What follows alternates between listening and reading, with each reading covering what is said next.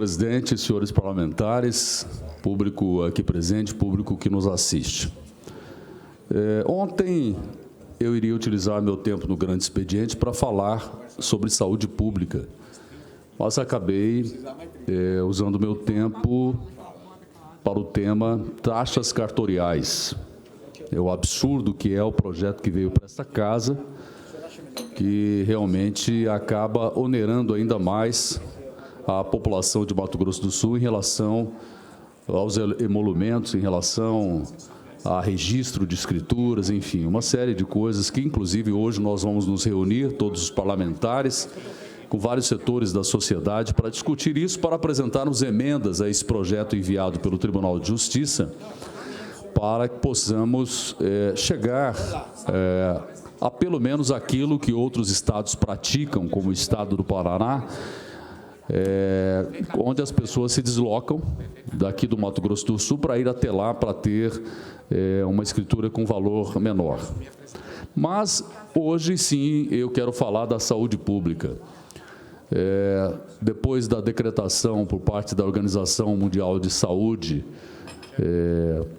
colocando o coronavírus como pandemia, como algo que acontece no mundo inteiro e está rapidamente se alastrando pelo Brasil,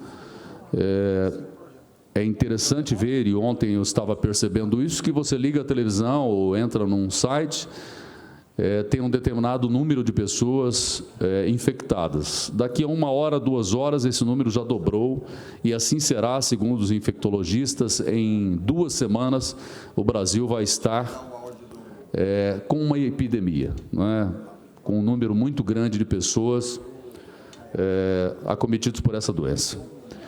Ontem eu ouvi a explanação do ministro Mandetta, aliás, que vem fazendo um excelente trabalho, principalmente nessa questão, se antecipou a tudo isso, se antecipou até mesmo à Organização Mundial de Saúde. Ele já havia dito que a OMS deveria ter decretado a pandemia já há algum tempo. E, por conta da ação dele, que é um sul-mato-grossense, o Brasil está na vanguarda dessa questão. Agora, a fala dele me preocupa, à medida em que ele fala de uma realidade que não acontece nos municípios, por parte das prefeituras.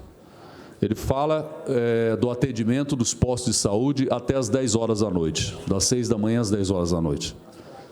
Mas isso não vem acontecendo nas unidades de saúde de vários municípios desse estado.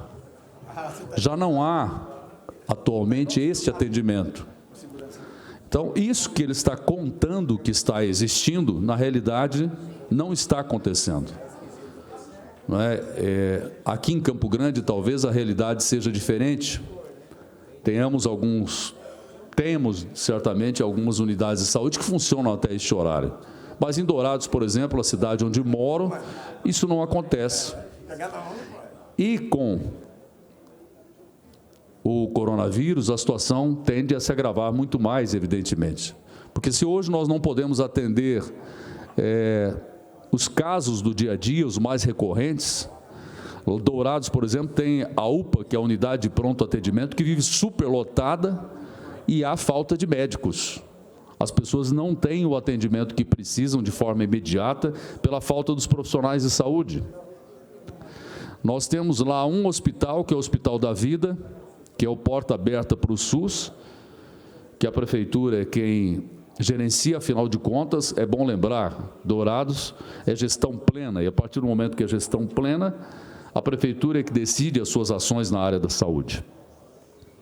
E, infelizmente, nas questões rotineiras do que já acontece lá, vivemos um verdadeiro caos da falta de especialistas, da falta de exames. Aliás, a boa notícia que o governador me repassou é que logo ele estará de volta com a caravana da saúde, porque existem muitos exames represados, cirurgias que não são realizadas. Essa é a boa notícia, porque a caravana da saúde não é algo permanente, mas pelo menos de imediato os problemas são resolvidos, esses que citei. Mas me preocupa, a partir do momento que tivermos um número de casos expressivos, como é que essas unidades de saúde, não só de Dourados, mas do interior do Mato Grosso do Sul, vão atender essas pessoas? Como que elas vão detectar isto? Qual é o espaço, qual o tempo que eles têm para atender especificamente pessoas que estão acometidas deste vírus? Se hoje, atualmente, eles não têm condições de atender casos de gripes, de outras enfermidades. Então, eu queria aqui falar desta preocupação, desta coisa que o ministro da Saúde, com toda a boa vontade, convocou 5.000 médicos, isso será muito importante, mas ele fala de algo, às vezes, que é a realidade de capitais, mas não é a realidade do interior. Nós não temos esse atendimento sendo realizado hoje, repito, do dia a dia. Nós temos pessoas que estão há muito tempo esperando por uma consulta com um especialista, esperando para realizar um exame, para retornar ao médico, e esses exames não são realizados e os resultados demoram para serem expedidos. As cirurgias, o que dizer das cirurgias eletivas? Só quando a pessoa aparentemente está realmente muito mal, que eles classificam lá naquelas cores, né, vermelho, porque a pessoa está morrendo, é que ela é atendida. Mas, de outra forma, essas pessoas não são atendidas pelas unidades de saúde, pelos postos de saúde que estão instalados no nosso estado. Isso vem acontecendo. E a maioria dos casos são as prefeituras que comandam. O ministro da Saúde, por exemplo, esteve em Dourados fazendo uma visita, falando dos postos de saúde até às 10 horas da noite, como eles existissem lá em Dourados, e não existem, com exceção de 1 ou 2, os demais não funcionam até este horário. Então, na realidade, a estrutura que está funcionando hoje não consegue atender nem a demanda atual. Imagina só uma doença que tem um contágio muito rápido, muito fácil. O nível de letalidade, de mortalidade, pode até não ser tão alto, mas só o fato de saber que você vai ficar doente, inevitavelmente, por conta disso, exatamente dessa capacidade que tem o vírus de se espalhar, né? Isso acontece de forma rápida, e isso cria uma preocupação muito grande em todos nós. E eu vi um dado interessante em relação a essa polêmica, porque tem gente que diz, tem muito infectologista que fala que trata-se apenas de um resfriado, de uma coisa muito simples. Outros dizem que várias pessoas morrem muito mais de gripe do que de coronavírus, desse Covid-19. E um jornal italiano mostrou que, em relação a H1N1 e as demais gripes, o número de mortos em relação ao coronavírus é muito maior. Então, nós não podemos entrar em pânico em relação a isso, mas temos que nos preocupar exatamente pela falta de estrutura das unidades de saúde, dos postos de saúde do interior do nosso estado. Na minha opinião, não estão preparados para isso. E se for tão rápido como estão dizendo esse contágio, esse número realmente se elevar, será que vai dar tempo dessas unidades de saúde tão precárias se estruturarem para poder atender tudo isso? Acho muito difícil. Nós conhecemos muito bem a realidade do interior do nosso estado. Sabemos das dificuldades lá em Dourados, em Três Lagoas, em Corumbá, nas grandes cidades, nas cidades de médio porte. Imagina só nas cidades menores ainda, nas cidades pequenas. Como isso vai se dar numa unidade de saúde lá de um município pequeno, onde a pessoa está com uma tosse, uma coriza, isso é apenas um resfriado, uma rinite alérgica, ou tem que acender o alerta e mandar ela para alguém mais especializado, um hospital que esteja preparado. Então, é uma situação alarmante e os números estão aí demonstrando isso. os hábitos das pessoas têm que mudar, mas para tentar evitar. Mas é difícil demais conseguir se livrar de um vírus que se propaga tão facilmente. Basta uma pessoa espirrar aqui dentro desta Assembleia, no momento que todos nós aqui estamos, para que várias pessoas sejam infectadas. Agora, o que mais me preocupa é a estrutura, que não está propícia ao atendimento, porque esta estrutura depende das prefeituras. As prefeituras que vão cuidar disso de forma imediata. Pois não, deputado Gerson. Deputado, quero primeiro parabenizá-lo pela fala. O brasileiro, para tudo, a primeira coisa que inventa é a piada e o meme. Infelizmente, o assunto coronavírus, além da discussão sobre o porquê ou de quem é o culpado, aonde ele afeta, o problema em si não está sendo, assim, pela sociedade de maneira geral, encarado com aquele cuidado que precisa ter.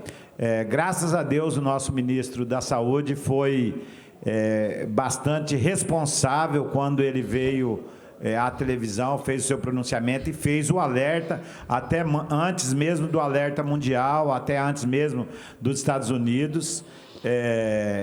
Prova disso é que ontem, com a decisão do presidente Trump de proibir os voos da Europa para os Estados Unidos, questionando o alarmante crescimento da doença na Europa por conta de que os voos continuaram liberados. Há uma notícia de que no Brasil, uma tendência de que a partir de hoje essa doença se multiplique vertiginosamente. Então, de fato, assim como a gente, quando fala da dengue, mesmo o poder público fazendo a sua parte, nós temos que, se nós não tivermos cada um fazendo a sua parte, se o cidadão não entender que a doença, o grande responsável, ela é uma doença que não vai se resolver somente pela ação do poder público. Só o posto de saúde, só a CTI não vai resolver e não vai conseguir prevenir. Então, de fato, nós temos que começar a ouvir as autoridades que tratam do assunto. Primeiro, se realmente alguém sentir algum sintoma, a primeira coisa é não sair de casa. Entendeu? Nos primeiros dias. Depois é tomar os cuidados. Infelizmente, a brincadeira sobre o assunto, eu acho que tem que acabar aqui. Seria interessante que nós pudéssemos tratar esse assunto a partir dessa casa, o nosso secretário de Saúde, o governo do Estado, as escolas, a Secretaria de Educação, eu tive ontem com a secretária, prepara junto com a Saúde uma ação junto às escolas. Eu acho que nós precisamos, sim, chamar a atenção da sociedade, assim como a dengue, que se nós não tivermos a sociedade, cada um cumprindo o seu papel, não deixando a água lá no seu quintal, limpando o seu quintal, o coronavírus não tem jeito do poder público dar conta dele sem a participação da sociedade.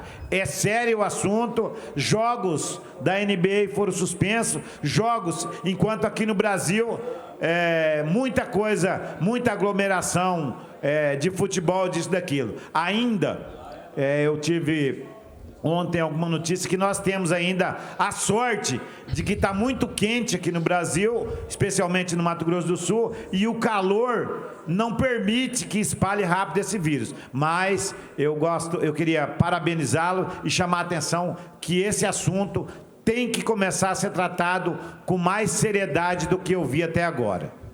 Quero ver como é que os candidatos a prefeitos e vereadores vão fazer campanha. Porque ontem o ministro disse que não é para abraçar, não é para beijar, não é pegar na mão, né? Gostaria de deixar aqui uma última reflexão. Abraço digital. Eu queria deixar uma última reflexão que eu recebi aqui, que eu não sei se é verdade ou não, mas achei muito interessante. Uma pessoa da Itália postou no Facebook dela o seguinte: coronavírus na região da Lombardia, Itália. Existem situações na vida que não se esperam, e o pior, diante delas, nos vemos impotentes. Moro em Como, na zona onde o coronavírus chegou sem ninguém esperar.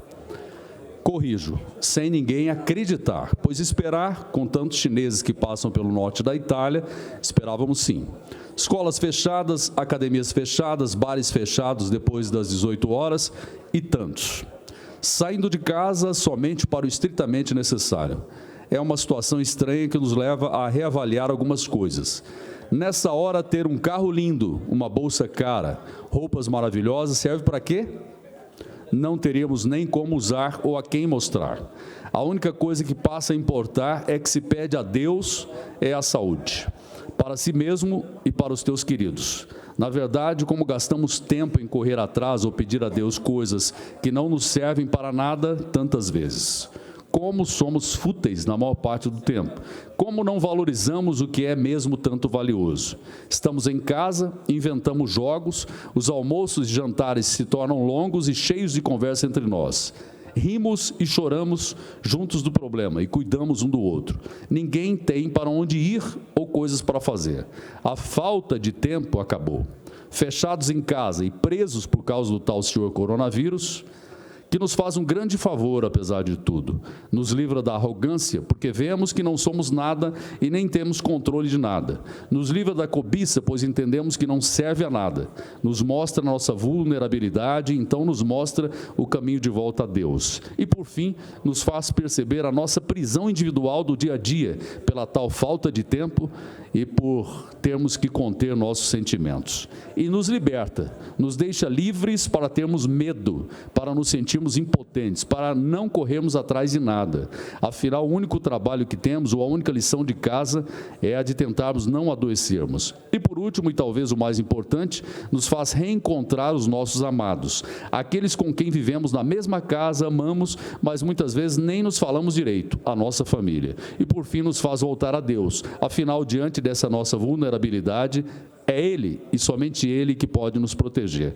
No balanço geral, o senhor coronavírus pode até nos matar, no fim de tudo, mas certamente nos ensina a viver. Achei muito legal essa reflexão, hein? Pois não, Rapaz, deputado Lídio, eu quero parabenizar Vossa Excelência por estar trazendo o tema, a discussão dessa tribuna e principalmente pela preocupação. Na verdade, agora nos preocupa muito, porque esse problema estava lá do outro lado do oceano.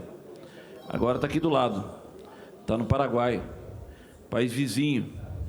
E principalmente nós que somos estados fronteiriços com o Paraguai, obviamente que nos assusta muito, porque já chegou muito próximo. E ontem, pelos dados que a gente teve, que passou de 30 para 90, 100 casos ontem no Brasil. Obviamente que 700 e poucos casos foram dispensados. Ontem nós tínhamos 900 e poucos casos suspeitos. 700 e poucos, quase 800 foram dispensados dessa suspeita. Mas a grande preocupação é que o Brasil é muito grande, é muito populoso, mas principalmente é que nós vivemos num país, sabe, da comodidade, do jeitinho. O brasileiro ele sempre quer dar o jeitinho dele se livrar do problema e passar para os outros. O maior problema disso que a gente vê é os cuidados que nós devemos ter aqui com o nosso problema que estamos vivendo dia a dia, que é exatamente o que nós estamos vendo com as doenças. Acabei de falar com o Chapadão do Sul. Essa semana teve 2 mortes lá por o problema da dengue hemorrágica, né? E aqui está, a dengue no nosso estado está assustadora. Mas por quê? Por atos de responsabilidade de muitos. O cidadão ele quer limpar o quintal dele, mas ele não quer saber onde que ele vai largar, o que ele faz. Ele acha o primeiro terreno vazio e joga tudo lá na frente. Às vezes passa as máquinas do município, limpam, você passa um dia depois, está aquela pilha de lixo ali, porque jogam. Então, esses dias eu paguei um cidadão para podar umas árvores da minha casa, na frente da minha casa, e aí, por acaso, eu fui sair de casa, ele estava com o carro dele parado, jogando num terreno. Aí eu falei, não, amigo, se fosse para pagar isso, eu teria pago. Você fez ele carregar tudo de novo e levar no devido local que tinha que despejar aquilo.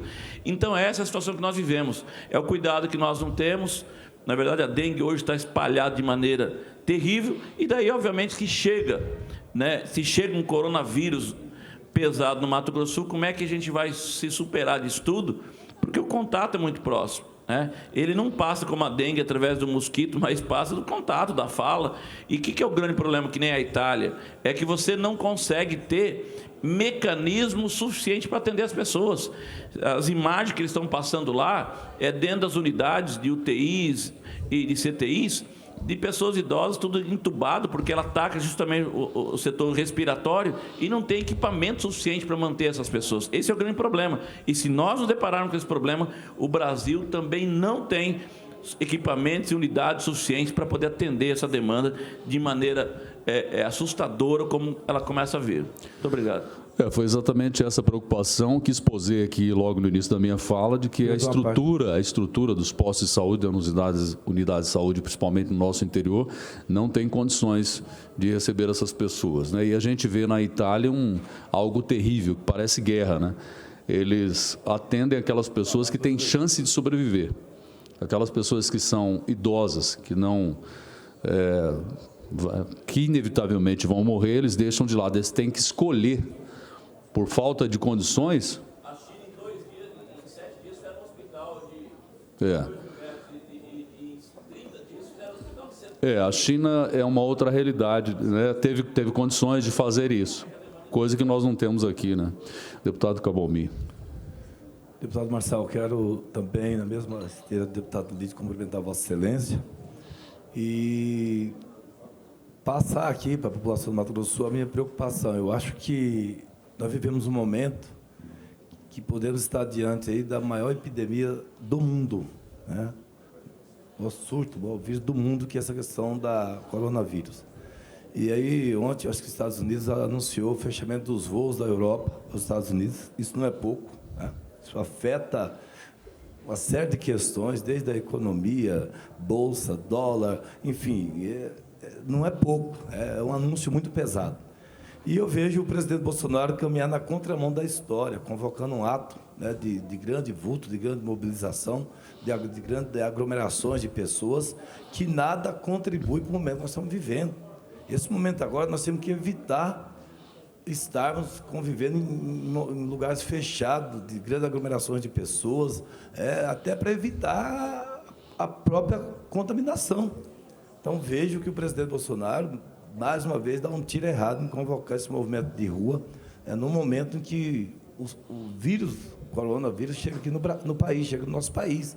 É algo para se pensar, inclusive, em benefício da saúde do povo brasileiro. Muito obrigado pela oportunidade. Concedo a parte ao deputado Barbosinha. Eu agradeço, deputado Marçal Filho, parabenizo Vossa Excelência por esta preocupação que é do mundo e que é nossa.